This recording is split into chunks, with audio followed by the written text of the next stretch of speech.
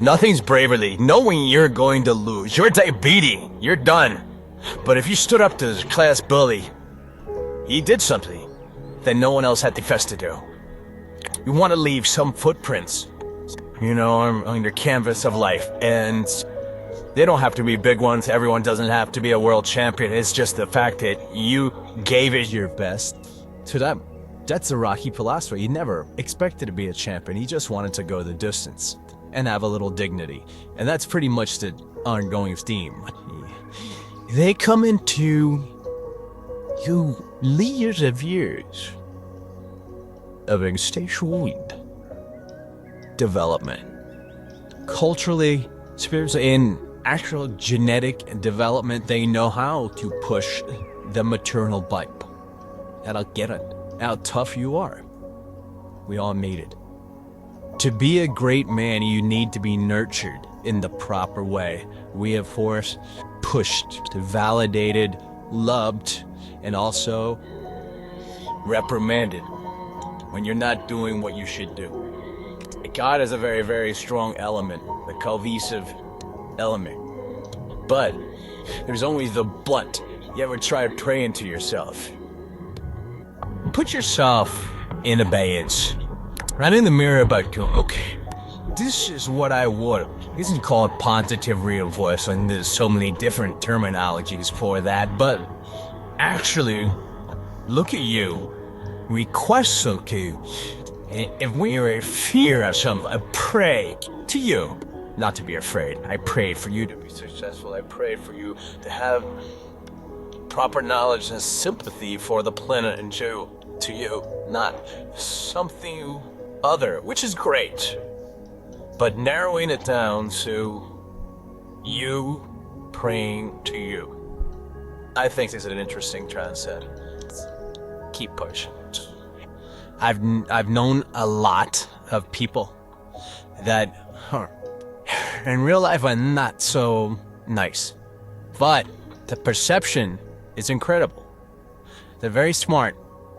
They didn't go toe to toe. They went around. They navigated. They went left when you'd expect to go right. They went low and you expect to go high, and vice versa. Instead of throwing a roundhouse hook, then walked away. Oh. Well, I thought he was going to unload them, And right away you put people at ease, and then you get your point across. Like Apollo Creed says, be a thinker, not a stinker. Use your brains to get ahead and not your muscles. Be tactful, clever, ingenious. Even the guys that are billionaires, they started out as underdogs. No one gated to them. Someone in the family, perhaps, had to earn it and pass it on. But that first one, the guy that went into the unknown, unprepared, but prepared mentally, but perhaps unprepared for what was going to come at him from so many different directions. And when I say that come at him, I mean those obstacles that wanted to defeat him, including his own fear, and they were overcome. So, as Rocky would say, it ain't over it. Don't so.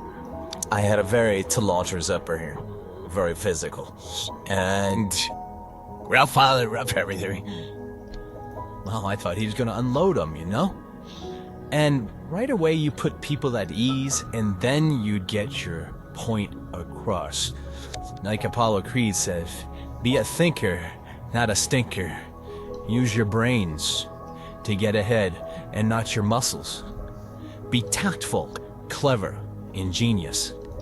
Even the guys that are billionaires, they started out as underdogs. No one gated to them. Someone in the family, perhaps, had to earn it and pass it on. But that first one, the guy that went into the unknown, unprepared, but prepared mentally, but perhaps unprepared for what was going to come at him from so many different directions. And when I say that come at him, I mean those obstacles that wanted to defeat him, including his own fear, and they were overcome. So, as Rocky would say, it ain't over it. Don't so. I had a very tumultuous upper here. very physical. And rough everything. And I was thin. I just was not genetically, would you say, a mesomorph? I was an ectomorph thing. And I went to see a film one day, and it altered my life completely. It was Steve Reeves in Hercules Unchained. And when he struck that pose, I had an epiphany of it. That's who I want to be. That's a man. That's, oh my God. And I ran out of the theater after that. And with the junkyard, I started lifting little, like, straight drums or anything that I could lift. It was like 30 pounds, whatever. And I never stopped. And I did build an armor. It was like, I felt I could really take care of myself. I could inflict punishment rather than take punishment. And I never stopped. But I always felt that a lot of guys, it's a lot of action guys, have no heart. And you could see in their films, all they do was kick ass. They never get hurt, ever. That are bloody enough. That's not real. You only just can't relate to that. Everybody gets hurt. Either metaphorically, symbolically, physically, they get hurt. And you root for that person who gets hurt. Get up! Because we all get knocked down. And that's just a credo I've followed my whole life. That he's not a pillar of strength. He's a pillar of dominoes. It's just, I was broke. I mean, seriously. Done.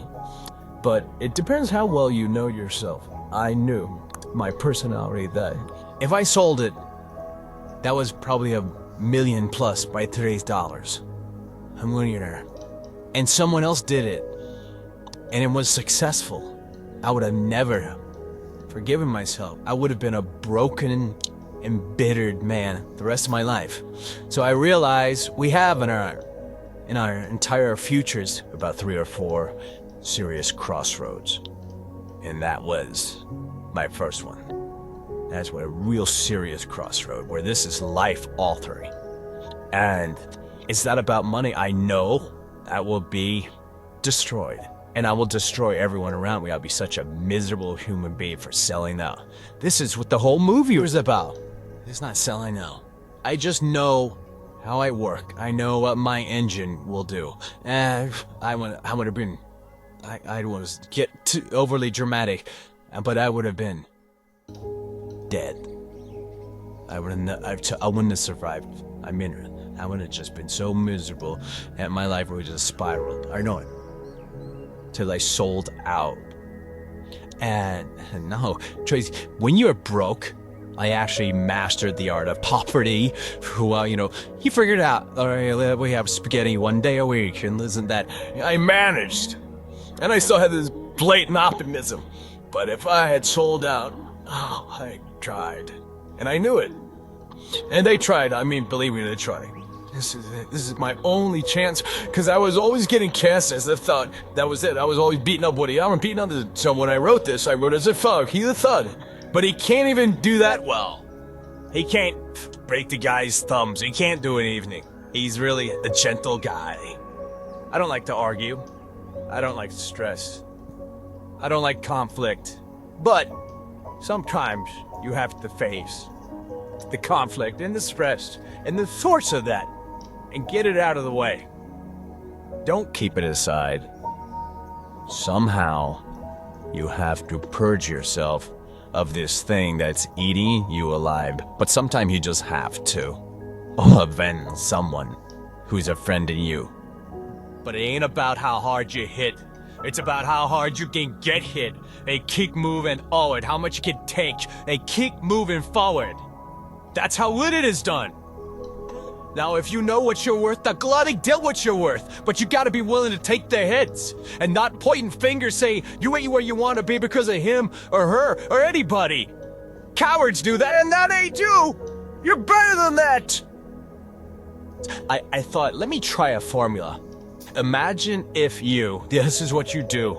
You woke up, you're now a gangster. You're in this world, but you decide your same personality. You're not gonna all of a sudden be the gangster guy, with the dead eyes, Everyone's posy, being tough and with that kind of thing. Oh, you're charming, you're uncle, you're exactly the same you are, until somebody crosses that line in disrespect, and then you're back to yourself again. So I thought, why don't I just be me? You know what I mean? He tried to be that. So, and which is the hardest thing to do in acting, is to actually be yourself, right?